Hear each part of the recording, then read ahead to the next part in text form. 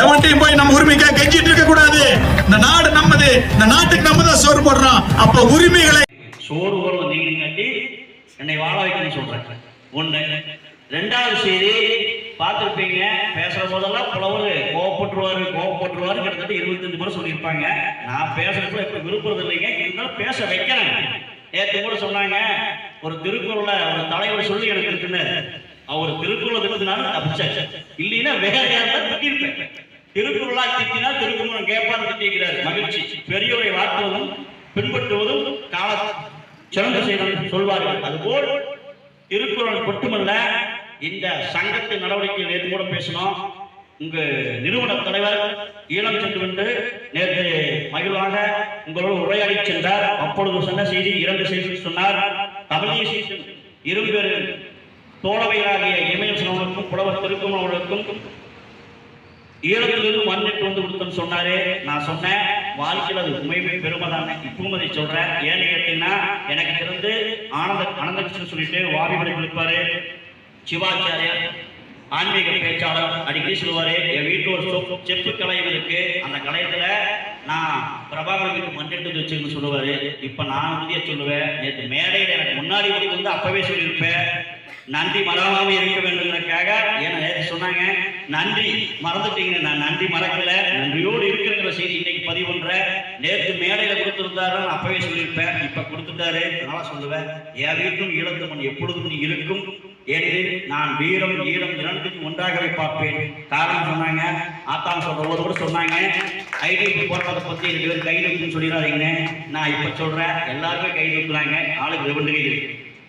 உறுதியா சொன்னா 300 நாள் பக்கத்துல 65 நாளைக்கு வந்து 365 நாள், ஓராண்டுகளாக போகுது. 65 நாள் கண்டிப்பா ஆகுது. உறுதியா இந்த போராட்டம் வெற்றி அடையும்னா இன்னும் 65 நாள் உறுதி நம்ம காத்திருப்போம் இல்லைங்களா? ஏன்னு கேட்டீங்கன்னா, இப்பதான் நமக்கு பக்கமா அதிகாரிகள் வந்து போறானுங்க, ஆளுக்கு ஆண்கட்சி எதிர்கட்சின்னு தகவல் போயிட்டு இருக்கு. எடப்பாடி என்ன பார்த்து நான் ஆட்சிக்கு வந்தா செஞ்சு கொடுக்கணும் உத்தரவாதம் கொடுக்கிறாரு. நேற்று கூட மாலையில் நீங்களாம் போன முன்னாடி ஒரு 5:35 மணிக்கு விஜய் கட்சியிலிருந்து ஒரு அதிகாரி வந்து பார்த்து போனாரு. அவங்களோட கிளை மட்டத்தில் இருக்கிற பொறுப்பாளர் அவர் வந்து பார்த்து போனாரு. எங்க அண்ணன் கிட்ட பேசுறோம், நாங்க போய் சொல்றோம் அப்படின்னாங்க, நாங்க நீங்க எதுவும் செய்ய வேண்டாம், எங்களுக்கு குஷியானவர்கள் கூட்டு வந்து உட்கார வச்சுதான் போதுங்க. எனக்கு பச்சையப்பன் போன வாரமே சொன்னாரு, ஏற்கனவே காவிரி களத்துக்கு வந்து பாட்டு போனதா உங்க தகவல் போச்சான்னு எனக்கு தெரியல, இருந்தாலும் நீங்க வந்திருக்கிறீங்க, வாழ்த்துக்கள் சொல்லிட்டு நான் இன்னொரு செய்தி சொன்னேன், கூடுதலா நீங்க போய் உங்க தலைவரை சொல்லுங்க. ஏன்னா அந்த இனாமனமும் ஐடி பில்ல 2000 பேர் பாதிச்சதுதான் ஐடி பில் பாரத் பெட்ரோலிய திட்டத்தினால. இனாமனத்துல 13 லட்சம் ஏக்கர் மொத்தமான கணக்கு பார்த்தீங்கன்னா 1 கோடி ஓட்டுக்கள். உங்களுக்கு ஓட்டாவே சொல்றேன், 1 கோடி ஓட்டுக்கள் இருக்கு. நீங்க யார் வந்து செஞ்சீங்கனாலும் உங்களுக்கு ஓட்டு உண்டு. நாங்க சொல்ல மாட்டோம், மக்கள் போடுவாங்க. நீங்க செய்யலீங்கன்னா அந்த ஓட்டு போக்குறது உறுதி.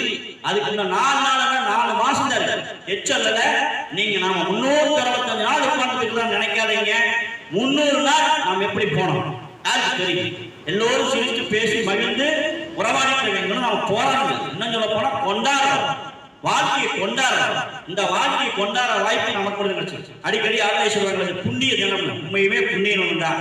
ஏன்னா எங்க ஆத்தா கல்லு பொறுக்கிற நாடு, எங்க ஆத்தா கல்லு பொறுக்கிற காரி இன்னைக்கு நாளைக்கு ஒரு பெரிய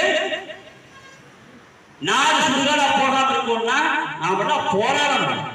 போராடுறதுக்காக உட்கார்ந்து சொன்னாங்க. 6 அடிகளா ஐயா சொல்ற பெட்ரோல் பைப்ல தீக்குச்சி போட்ட என்ன ஆகுதுன்னு அவனுக்கு தெரியாமே இருக்க, எல்லாமே தெரிஞ்சுக்கிட்டே கண்ணிருந்து கூட காது வந்து செவடாக்க என்ன பண்ணாங்க, எது செய்ய முடியும். ஆனா அதிகாரம் ஒரு வலுவாக இருக்கிறதுனாலதான் அவனுக்கு திமிர்ந்தாங்க. இதுதான் உறுதி. உண்மை சொல்ல போனா அந்த அதிகாரத்தை ஆட்டி வைக்கிற ஆளுமைகளாக நாம் தான் இருக்கிறோம். ஒற்றைவர பிரச்சனை அடிக்கடி சொல்லுவாங்க, நீங்க வாக்கு செலுத்த போற போது இந்த எண்ணத்தை விட்டுறீங்க.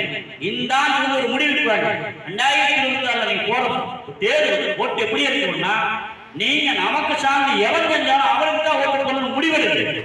சங்கம் ஒருபோதும் சொல்லாது, நீங்க எந்த கட்சிக்கு நம்ம கட்சிக்கு போன சொல்லாது. ஏன்னா எங்களுக்கு யார் செஞ்சாலும் நல்லா எங்க சிக்கல் இருந்துச்சு. ஏற்று சொன்ன மாதிரிதான் அடுப்பட்டியில 850 நாளுக்கு மேல போராடி இருக்கிறாங்க இரும்பு கம்பெனி, கண்ணப்பன் ஸ்டீல் கம்பெனி, இன்ன வரைக்கும் எவ்வளவு. அதேதான் ஐடி பில், அதேதான் இனாமல், இப்படியே பட்டியல் போட்டு போலாம்.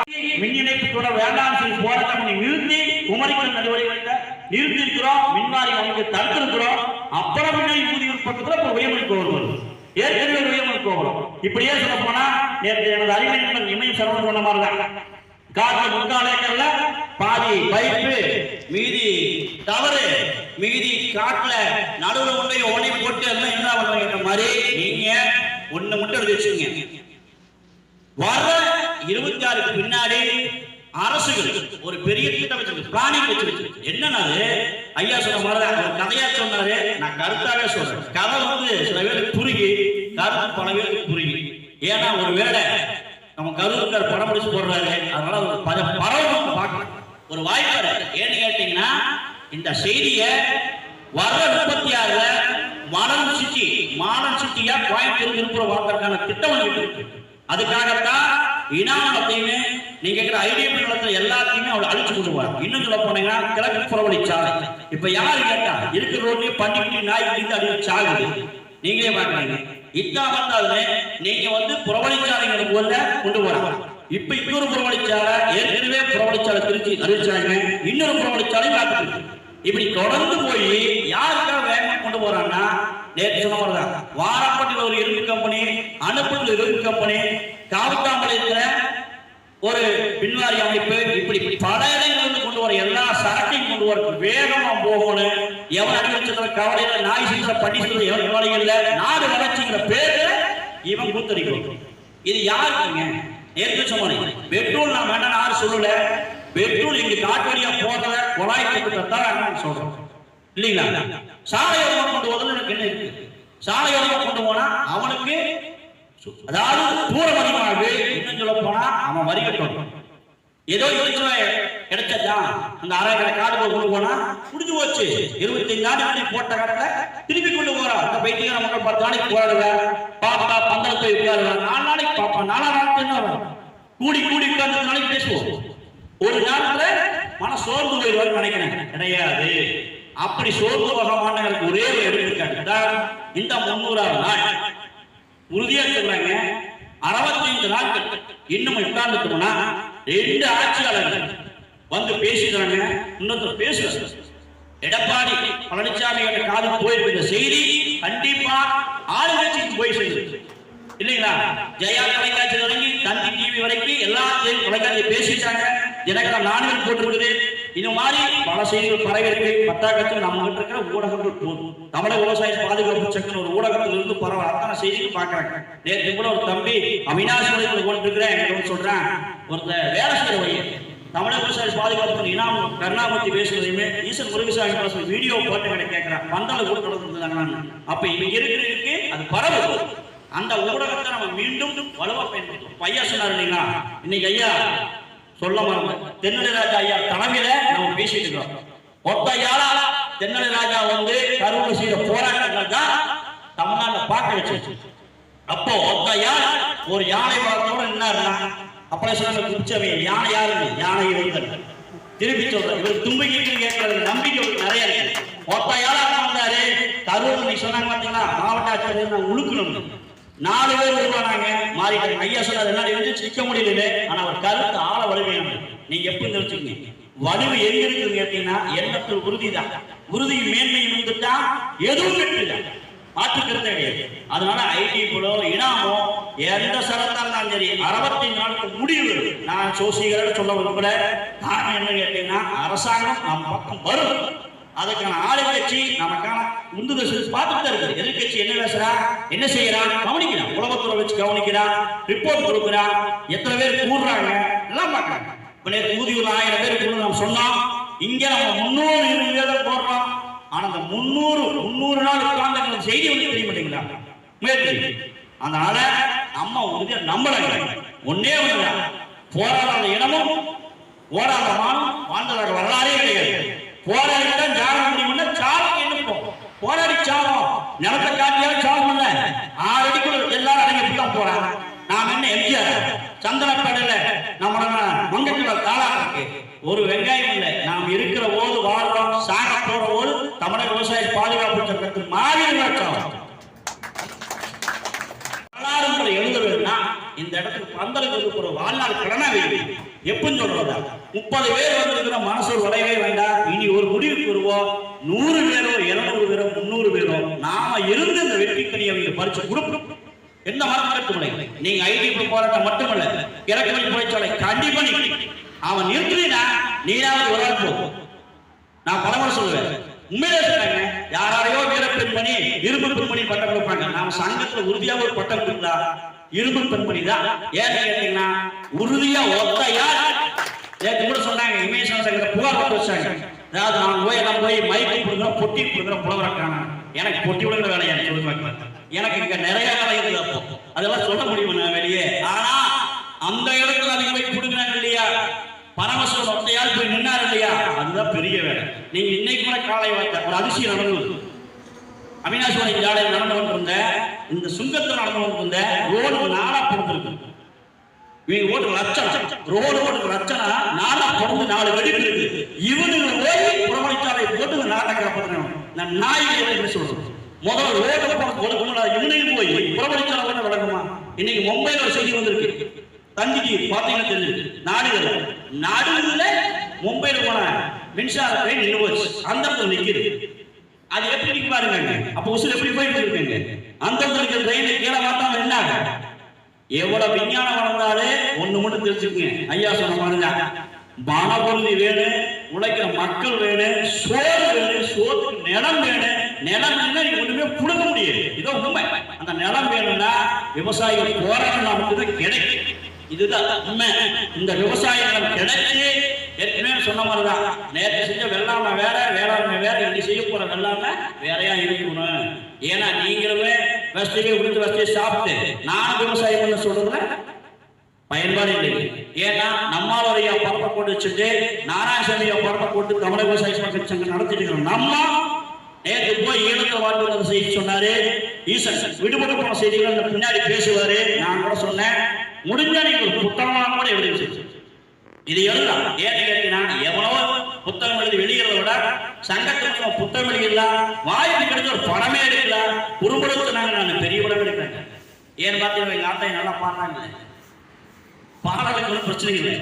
பாடவாசனம் இருக்கிறாங்க, எழுதுறதுக்கு ஆள் இருக்குது, பாடுறதுக்கு ஆள் இருக்குது. இப்போ நடிக்கிறதுக்கு நம்மகிட்ட ஆள் நிறைய இருக்கிறாங்க. என்னன்னா நம்ம பணமாய் அடிக்க மாட்டோம், உண்மையா அடிப்போம். மக்களுக்காக செய்யறாங்க. நின்றுப்போம். கலை அற்புதமான கலை மக்களோட பரப்புவோம். கலை சில நாய்களை ஆட்சி பண்ணுவது.